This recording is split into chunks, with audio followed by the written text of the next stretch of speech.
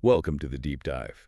Today we're getting into traumatic brain injury, TBI, specifically looking at post 9/11 U.S. military veterans. Yeah, it's based on a pretty thorough review of the medical research out there. And it really paints a picture of just how significant this is. It really does. You know, TBI is often called the signature wound from the conflicts in Iraq and Afghanistan, Hmm. OEF, OIF, OND. Signature wound, right? Because so many were affected. Exactly, hundreds of thousands since 2000. And a lot of that ties back to explosive blasts, IEDs mainly. Okay, so let's back up a bit. What is a TDI exactly? It's not just any knock to the head, is it? No. The key thing is a disruption in normal brain function. It has to be caused by some kind of external physical force. Could be a bump, a hard blow, a jolt, Like whiplash even. potentially if it's severe enough to disrupt function, Yeah. or something penetrating the skull, or crucially here, an explosive blast wave. And it has to actually change how the brain works, Yes. even temporarily.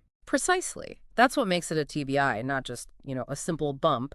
It's different from something you're born with or a degenerative thing like Alzheimer's. Gotcha. Are there different types? Yeah. Broadly, you have penetrating where something breaks through the skull, an open injury, and non-penetrating, which is a closed head injury. Like a concussion? A concussion is actually a form of mild PPI, yeah, a non-penetrating type. And injuries can be focal, meaning in one specific spot, or diffuse, spread out more widely. And you mentioned blasts earlier. The sources really hammered this point home for post 9/11 veterans. They did, because IEDs were just so prevalent. Some estimates put blast weaponry as the cause of, over 70% of combat casualties in those conflicts. 70%, wow. Yeah, and in one study, I think over half the veterans pointed to a blast as the cause of their worst potential TBI event. So how do doctors figure out how bad it is? You hear mild, moderate, severe. Right, so they usually assess it soon after the injury happens. They use tools like the Elastic Coma Scale, the GCS, Yeah. measures responsiveness. So 13 to 15 on the GCS is generally mild, 9 to 12 is moderate, and 3 to 8 is severe. Though other things can affect the score, too. And things like losing consciousness. Yep, loss of consciousness, or LOC. Less than 30 minutes is typically mild, and you can actually have a mild TBI without losing consciousness at all. Really? Okay. Yeah, then 30 minutes up to 24 hours, LOC is usually moderate, and over 24 hours is severe. And there's memory loss, too. Right, post-traumatic amnesia, PTA, how long you can't form new memories after the injury, and also alteration of consciousness, being dazed or confused. The duration of those also helps classify severity. What about brain scans? Do they always show something? Not always, especially with mild TBI. The structural imaging, like a CT or MRI, can look completely normal. That's part of why they're called invisible injuries sometimes. That makes sense. So how many veterans are we actually talking about here? The prevalence? Well, the DoD figures showed over 485,000 TBIs tracked between 2000 and mid-2023. Just DOD personnel. Yeah. And the VA separately has diagnosed over 185,000 veterans with at least one TBI. Some studies estimate maybe 10 to 25% of everyone deployed might have had one. That's a huge range. It is. Depends on how you measure it. But the Millennium Cohort study found 23 to 27% recorded a service-related TBI. And most of these are mild. The vast majority, yeah. Around 80, maybe 82% are classified as mild TBI or mTBI. Let's talk about the blasts again. The physics sound really complex. They are. An explosion creates this intense high-pressure wave. The overpressure followed immediately by a negative pressure, kind of vacuum effect. Just from the air pressure. Primarily, yes. Yeah. And in the real world, those waves bounce off buildings, vehicles, the ground. It gets incredibly complicated very fast. And that wave itself can cause injury. Yes, that's the primary blast injury mechanism. The wave interacting directly with the body, especially air-filled organs like lungs and ears, but also potentially the brain.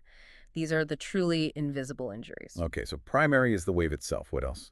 Then you have secondary injuries. That's from fragments, shrapnel, debris flying through the air. Makes sense. Tertiary is from being physically thrown by the blast wind, hitting the ground, a wall, a vehicle. Right.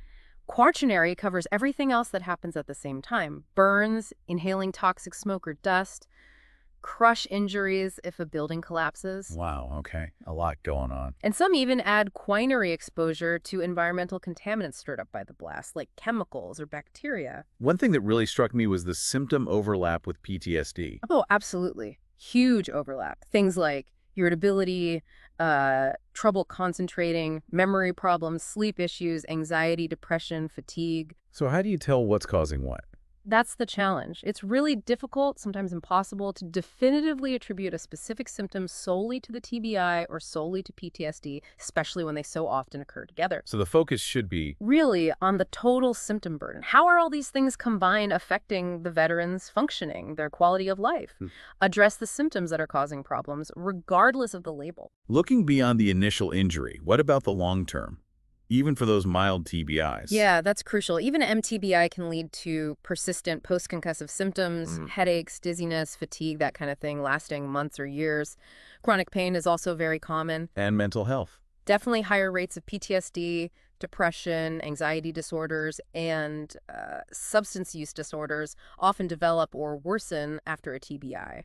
And there's talk now about links to diseases later in life. Yes, there's growing concern and research into whether TBI, especially repeated TBIs, increases the risk for neurodegenerative diseases like CTE, chronic traumatic encephalopathy, dementia, Parkinson's. That's incredibly serious. It is. And sadly, there's also data showing increased risk for mortality overall, including suicide among those with a history of TBI. So this clearly impacts everyday life in major ways. Absolutely. You see challenges with relationships, holding down a job, just managing daily tasks. Social reintegration after service can be much harder. Rates of long-term disability are high. It really impacts overall quality of life significantly. The sources also pointed out a potential issue with VA screening.